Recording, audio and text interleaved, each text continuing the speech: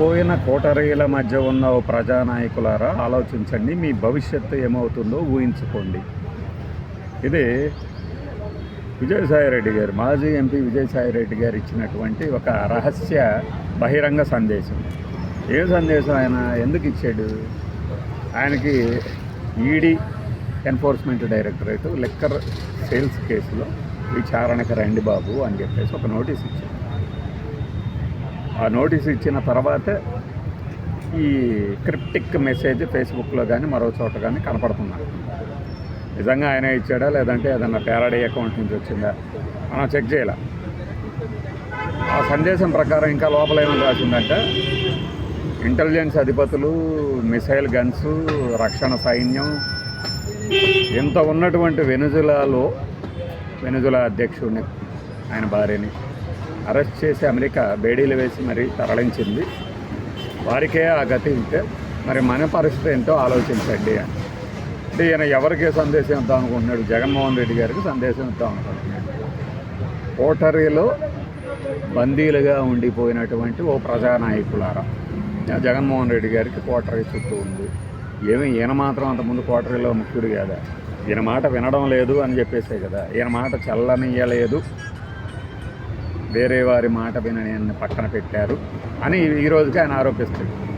అంటే ఎప్పుడో పోయిన సంవత్సరంలో ఆయనే వచ్చి ఏదో అడక్కపోయినా కూడా కావాల్సినంత సందేశాన్ని ఇవ్వాల్సిన వాళ్ళకి ఇచ్చేసి వెళ్ళిపోయాడు. ఆ తర్వాత సేల్స్ కేసులో ఒక 36 మందిని నిందితులుగా చేర్చడం, కొంతమందిని అరెస్ట్ చేయడం, కొంతమందికి బెయిల్ దక్కడం, ఇవన్నీ జరుగుతూ వచ్చాయి. సో జనవరి అంటే ఈ ఏడాదిలో 2026లో కూడా డ్రామా రక్తి కట్టించాలంటే ఏదో ఒక ఎలిమెంట్ కావాలి కదా. ఆ ఎలిమెంట్లో భాగంగా ఆయనకు నోటీస్ వచ్చింది. ఈ నోటీస్కి వెళ్ళి ఆయన ఏం సమాధానం చెప్తాడు? మొన్న నోటీసు ఇచ్చిన సందర్భంగా ఆ వార్తను ప్రచురించినటువంటి ఒక పత్రిక అప్పట్లో దీనికి సంబంధించిన అన్ని ఈయనే ప్రధాన భాగస్వామి, ప్రధాన సూత్రధారి అనే రాజకేశ్ రెడ్డి అని చెప్పాడని రాసేది. ఆ రోజు ఆయన ఏం చెప్పలేదు, అది ఆయన చెప్పింది వేరు. ఆ తర్వాత రోజుల్లో మళ్ళీ మాట్లాడుతూ రకరకాల పేర్లు అన్నీ బయటకు వచ్చింది.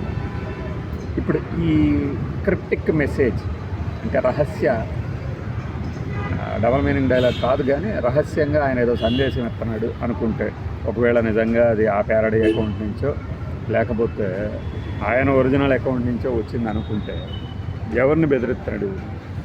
జగన్మోహన్ రెడ్డి గారి చుట్టూ వందిమాగదులు, కార్యకర్తలు, ప్రైవేటు సైన్యము అంటే బాడీగార్డ్స్, వీళ్ళందరూ ఉన్నా కూడా మిమ్మల్ని కూడా ఎత్తేస్తారు అని బెదిరించదలిచాడా? లేదంటే సంకేతం ఇస్తున్నాడా? మీరు నన్ను ఎప్పటికైనా గ్రహించండి, నేనే మీ ఆప్తమిత్రుణ్ణి, మీకు ఏమంటారు శ్రేయోభిలాషిని, మిగతా వాళ్ళందరూ మీకు చెడు చేస్తున్నారు అని చెబుతూనే తన పబ్బం తాను గడుపుకుంటాడా? ఈ సందేశం చూసిన తర్వాత అనిపించింది, ఫేస్బుక్లో అనుకుంటా చూసింది ఆయన. అంటే వెనిజులా అధ్యక్షుడిని మరో దేశం నుంచి వచ్చి ఎత్తకపోయారు, ఇక్కడ వేరే స్టేట్ నుంచి వస్తారని ఏమన్నా బెదిరిస్తారని. ఇంక ఇప్పుడు మళ్ళీ కథనాలన్నీ వండి పార్చడం దిగినవుతుంది. పాతవన్నీ దేశంలోనే అది పెద్ద స్కామ్ అట. 23,000 కోట్ల రూపాయల అమ్మకాలు. ఇది 23,000 కోట్ల రూపాయలు అక్రమంగా తరలి వెళ్ళిపోయాయట. మనం దీనికి సంబంధించిన స్టోరీలు బోలెడు చూసాం. నిర్విరామంగా ఒక 10-15 డబ్బు కౌంటింగ్ మిషన్స్ 24 గంటలు 365 రోజులు 3 ఏళ్ళు లేదంటే 4 ఏళ్ళు కౌంటింగ్ చేస్తూనే ఉన్నాయంట వచ్చిన సేల్స్ డబ్బులతో. అసలు మనిషి అనేవాడు ఎవడైనా అంత డబ్బుని ఎక్కడ దాచిపెట్టగలడు? నేలమాళిగలు అంటారు, ఆ తర్వాత పద్మావతి జ్యువెలరీస్ అంటారు, బంగారు నాణ్యాలు అంటారు. ఈ స్టోరీలు విని వాడెవడో ఇంకొకడేమో ఫ్లైట్లోనే వెళ్తూ డబ్బులు లెక్క పెడుతూ పట్టుబడ్డాడు ఆ వీడియోలు. అంటే అసలు ఆ వీడియోలు వాళ్ళు లీక్ చేయకుండా పోలీసులు సీజ్ చేసిన ఫోన్ నుంచి ఎలా బయటకు వచ్చినాయంటే ఇంతవరకు దానికి సమాధానం. ఆ పట్టుబడ్డ డబ్బులు, సీజ్ చేసిన డబ్బుల తాలూకు నోట్ల మీద సీరియల్ నెంబర్స్ రాసి చెక్ చేయించండి ఆర్బీఐ దగ్గర అంటే అబ్బే మాకు తెలియదు అంటారు. ఇలాంటి లొసుగులు ఉన్నటువంటి కేసులు ఎన్నాళ్ళు పోయినా ఇలాంటి మలుపులు విచిత్రాలు తప్పితే కొత్తగా ఏం ఆశిస్తాం మనం? అక్టోబర్లో అల్లాడిస్తాం, డిసెంబర్లో దడదడలాడిస్తాం, వచ్చేసింది జనవరిలో జుజుబీ అయిపోతారా? మళ్ళీ 20వ తారీఖు వచ్చేసింది. అంటే అంటే క్యాలెండర్లో డేట్లు మారుతూ ఉంటాయి, కానీ మన స్టోరీలు కానీ మనం ఇచ్చే రహస్య సంకేతాలు కానీ ఎవరిని ఏం చేయలేకపోతున్నాయి. పాపం చాలామంది ఛానల్లో చర్చా వేదికల్లో పాల్గొనేవాళ్ళు, పాలు పంచుకునేవాళ్ళు, బీర్లు పంచుకునేవాళ్ళు మొత్తం బాధపడుతూ ఉంటారు. ఎందుకు సార్, ఎందుకు సిబిఐ కానీ ఈడీ కానీ ప్యాలెస్ దాకా వెళ్ళగలుగుతున్నాయి, ప్యాలెస్ లోపలికి ఎందుకు వెళ్ళట్లేదు అంటే పోయి వాళ్ళని అడగండి. ఈ చర్చ వేదికల్లో కూర్చునే వాళ్ళకి ఏం తెలిసి వచ్చింది కాబట్టి మాట్లాడటం, సలహా ఇవ్వటం ఎవడైనా గొప్పగా ప్రపంచంలో మనల్ని మించిన వాళ్ళు లేరు అన్నంత గొప్పగా చెప్తాం. కార్యాచరణకు వచ్చేసరికి పోలీస్ అధికారులను పిలిపించి ఒక్కడన్నా మాట్లాడతాడు ఈ ఛానల్లో వాళ్ళు. అదే మాజీ రిటైర్డ్ ఐపీఎస్ అట, రిటైర్డ్ సిబిఐ జేడీలు అట, ఏం చెప్తారు వీళ్ళు పదవీ కాలంలో ఉన్నప్పుడు గట్టిగా ఏం వరిగడ్డి పీకారని. ఈ కేసులో ఎలా ఉండే అవకాశం ఉంటుందండి? ఎలా ఉండే అవకాశమే ఉంటుంది? ఎలానూ ఉండే అవకాశాలు ఉండవు. సాక్ష్యాలు ఆధారాలను బట్టి సెక్షన్లు నమోదు చేయాలి, కానీ బలమైన సెక్షన్లు పెడదాం మనం బాగా బలంగా అంటే సెక్షన్లు బలంగానే ఉంటాయి. ఆధారాలు లేనప్పుడు ఏం చేస్తారు జడ్జి గారు మాత్రం? ముందు ఆధారాలు ఎతకడం కాదు, మనం ఏదో తీగ మనకు మనమే పారేసేసి ఆ తీగను పట్టుకొని ఇదిగో మేము లాగుతున్నాం ఇక్కడ వంక కదులుతుంది అన్నారు.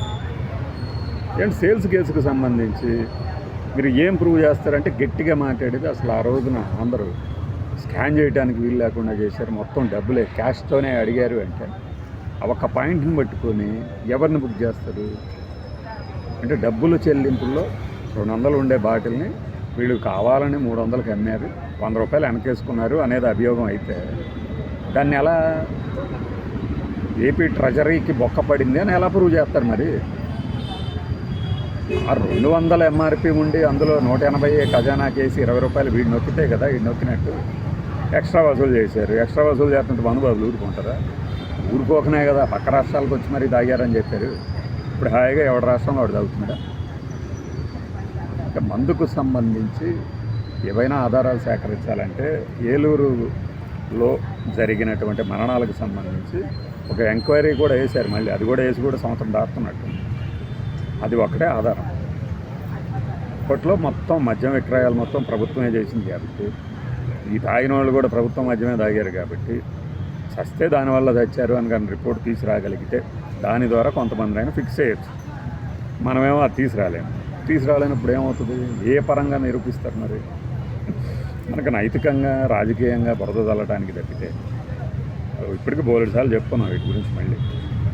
మళ్ళీ మనం కూడా చరణం అలాగా వాడు నవిలి వస్తుంటే మళ్ళీ మనం నవిలి పోయి ఈడీ ఎంట్రీతో ఇక ఉచ్చబడుతుంది అందరికీ. ఇదేగా రాసేది మనం. ఇలాంటి ఈడీ కేసులను ఎన్నింటిని ఎదుర్కొని ఉంటారు? విజయసాయిరెడ్డి గారికి దాంట్లో బయటపడటం తెలియదా? ఎవరో ఒకరి పేరు చెప్తాడు ఆయన, ఆ పేరు పట్టుకొని వెళ్తాడు. మళ్ళీ మామూలుగా మళ్ళీ అరెస్టులు, బెయిల్ పిటిషన్లు, తిరస్కరణలు, షాకులు. ఈ మధ్య షాకులు తగ్గినాయి కదా, మళ్ళీ వస్తాయి షాకులు. అది చూద్దాం.